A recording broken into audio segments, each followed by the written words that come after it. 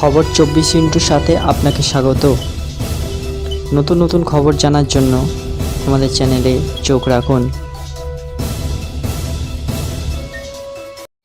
নমস্কার দর্শক বন্ধুরা, স্বাগত আমাদের এই চ্যানেলে। এতগুলো বছর ধরে শুধু মেয়ের ভবিষ্যতের কথা ভেবেছেন বাবা মা।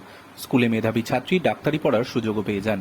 এমবিবিএস পড়া শেষ করার পর স্নাতকোত্তর পাঠ নিচ্ছিলেন ওই ছাত্রী। স্বপ্নের দুনিয়ায় ওরা এখনো অনেক বাকি ছিল মেয়ের। তার আগেই সব শেষ। পানিহাটির মেয়ে তথা আরজিকর মেডিকেল কলেজে জুনিয়র ডাক্তারের মৃত্যু এখনো মেনে নিতে পারছেন না তার পরিবার পরিজন। যে মেয়ের ভবিষ্যতের জন্য এতগুলো বছর ধরে লড়াই, শুক্রবার তাকে দাহ করে অস্থি হাতে বের হতে হলো বাবা মাকে। মেয়ের মৃত্যুর প্রায় 24 ঘন্টা কেটে গিয়েছে। অনেক রাতে বাড়ি ফিরেছেন বাবা মা। পানিহাটির বাড়ি এখন থমথমে। কথা বলতে গিয়ে বারবার গলা কেঁপে যাচ্ছে তার বাবার। এত নৃশংস মৃত্যু। কথায় কথায় জানালেন আগামী বছর 2025 সালে বিয়ে হওয়ার কথা ছিল তিলোত্তমার। তার বাবা জানিয়েছেন বিয়ে প্রায় ঠিক হয়ে গিয়েছিল মেয়ের। পরের বছরই বিয়ে হবে, সেই মতোই চলছিল প্রস্তুতি। পাত্রও ডাক্তার। কিন্তু সেই দিন আর দেখা হলো না বাবা মায়ের। শুরু থেকেই তিলোত্তমার বাবা মা বলেছেন ধর্ষণ করে খুন করা হয়েছে।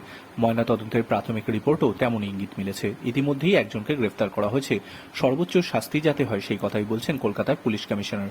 দৃষ্টান্তমূলক শাস্তির কথা বলেছেন মুখ্যমন্ত্রী মমতা বন্দ্যোপাধ্যায়ও। Bureau report.